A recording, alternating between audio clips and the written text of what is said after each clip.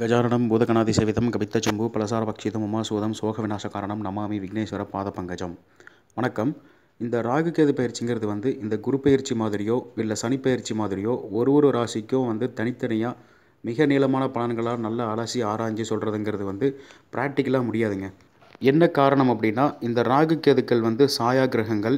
ஏன்னா எப்பேற்பட்ட ஆளையும் கவித்து விட்டுரும், ஏமாற்றிடும். அதனால தான் இந்த ராகு கேதுக்கள் பயிற்சியாக போகக்கூடிய ராசிக்குள்ளே என்ன கிரகம் இருக்கோ அதுக்கு தகுந்த மாதிரியான பலன்களை தான் கொடுக்கும். அப்படிங்கிறதால மிக முக்கியமான பயிற்சியாக இருந்தாலும் கொஞ்சம் சுருக்கமாக தான் பலனை சொல்லியிருக்கோம். இது வரைக்கும் நம்ம எஸ்கே கிரியேஷன் சேனலை சப்ஸ்கிரைப் பண்ணாதவங்க இப்போவே சப்ஸ்கிரைப் பண்ணிக்கோங்க. உங்களுக்காக தினம் பயனுள்ள ஜோதிட தகவல்களும் ஆன்மீக தகவல்களும் காத்துட்ருக்கு. இப்போ ராகு கேது பயிற்சி பலன்களை பார்க்கலாம். ராகு கேது பயிற்சி பொறுத்த வரைக்கும் வர்ற ஆகஸ்ட் மாதம் 18ஆம் தேதி நிழல் கிரகங்கள்னு சொல்லக்கூடிய ராகு கேது பயிற்சி நடக்குது. இதில் ராகு சிம்மராசியில் இருந்து கடகத்துக்கும், கேது கும்பராசியில் இருந்து மகரத்துக்கும் பயிற்சி ஆகிறாங்க. பொதுவாகவே எந்த ஜோதிடருக்குமே இந்த ராகு கேதுக்களோட பலனை எடுத்து சொல்கிறதுங்கிறது கண்டிப்பாக அது அவங்க சக்திக்கு அப்பாற்பட்டதாக தான் இருக்கும். அதனால தான் இதை நிழல் கிரகம்னும் சாயா கிரகம்னு சொல்கிறாங்க. அதனால் ராகு கேதுக்களோட பயிற்சியை பொறுத்த வரைக்கும் பலன்கள் எல்லாம் பார்த்திங்கன்னா பொதுவாக பெரிய பலன்களை சொல்ல மாட்டாங்க. ராகு எந்த கிரகத்தோடு போய் சேர்ந்து பயிற்சி ஆகிறாரோ, கேது எந்த கிரகத்தோடு போய் பயிற்சி ஆக போகிறாரோ அதுக்கேற்ற மாதிரியான பலன்களை தான் கொடுப்பாங்க. இப்போது குரு பயிற்சி கொடுக்கக்கூடிய முக்கியத்துவத்தை காட்டிலும் சனி பயிற்சிக்கு கொடுக்கக்கூடிய முக்கியத்துவத்தை காட்டிலும் இந்த ராகு கேது பயிற்சிக்கு தான் அதிக முக்கியத்துவம் கொடுக்கணும். காரணம் என்னன்னு கேட்டிங்கன்னா, நல்ல மனுஷனையும் கெடுத்துட்டு போயிடுவாங்க இந்த ரெண்டு பேரும் சேர்ந்து. அதனால தான் எனக்கு தெரிஞ்ச மாதிரி ஓரளவுக்கு கணக்கு போட்டு ஒவ்வொரு ராசிக்கும் மேஷம் முதல் மீனம் வரை பொதுவான பலன்களை சொல்லியிருக்கேன். இப்போ இந்த கடகராகவும் மகரக்கேதுவும் அடுத்த 1.5 வருஷத்துக்கு கடகராசியில் பிறந்தவங்களுக்கு என்ன மாதிரியான பலன்களை செய்வாங்கன்னு பார்ப்போம். இப்போ கடகராசிங்கிறது காலபுருஷ தத்துவத்துக்கு 4வது ராசியாக வர்றதுன்னு சொல்லுவாங்க. இந்த கடகராசியை பொறுத்த வரைக்கும் இவ்வளவு நாளாக 2ஆம் இடத்துல இருந்துட்டு இப்போ ராசிக்குள்ளேயே வந்திருக்கார் ராகு. இந்த ஜென்ம ராசிக்கே ராகு வர்றதால மனக்குழப்பங்கள் அதிகமாக இருக்கும். ஆனால் இதனால் பாதிப்பு அப்படின்னு சொல்கிற அளவுக்கு ஒன்றும் ஸ்ட்ராங்காக இல்லை. ஏன்னா 6ஆம் இடத்துல சனி ஸ்ட்ராங்காக இருக்கிறதால ராகுவால் வர்ற குழப்பங்களை பெருசாக பாதிக்காதுன்னு சொல்லலாம். என்ன மாதிரியான மனக்குழப்பங்கள் வரும்னு பார்க்கும்போது, தொழில் செய்கிறவங்களாக இருந்தால் சரி, இல்லை வேலைக்கு போகிறவங்களாக இருந்தாலும் சரி, முக்கியமான இடங்களில் உங்களுக்கு கான்சன்ட்ரேஷனை இழந்துடுவீங்க. அதுக்கு குறிப்பாக அதிக பணப்புழக்கம் செய்கிறவங்க கொஞ்சம் எச்சரிக்கையாகவே இருக்கிறதுங்கிறது நல்லது. அதே சமயம் கேது 7ஆம் இடத்துல இருக்கிறதால அலைச்சல் நிறையா தருவார். சில சமயங்களில் சம்மதமே இல்லாமல் கன்ஃபியூஸ் ஆகி நின்றுவீங்க.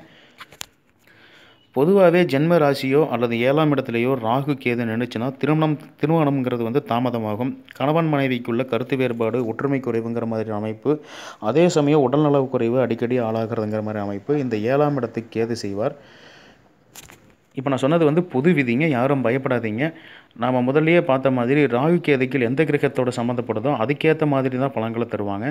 கேதுவோட பார்வை ஜென்ம ராசிக்கு கிடைக்கிறதால எல்லோரும் வணங்கத்தக்க அளவுக்கு மதிப்பு மரியாதை கூடும். அதே சமயம் ஒரு சிலரை பார்த்தீங்கன்னாலே ஆட்டோமேட்டிக்காக சம்மதமே இல்லாமல் கோபம் வரும், எரிச்சல் படுவீங்க. முடிஞ்ச அளவுக்கு அந்த மாதிரி ஆட்களை பார்க்குறப்போ விலகி போயிடுறதுங்கிறது எஸ்பெஷலாக இந்த டைமில் ரொம்ப நல்லது. அதே மாதிரி கேது 9ஆம் வீட்டை பார்க்குறதால முதல் கட்டமாக இந்த பூர்வீக சொத்தில் பல நாட்களாக இருந்த பிரச்சனை முடிவுக்கு வரும்.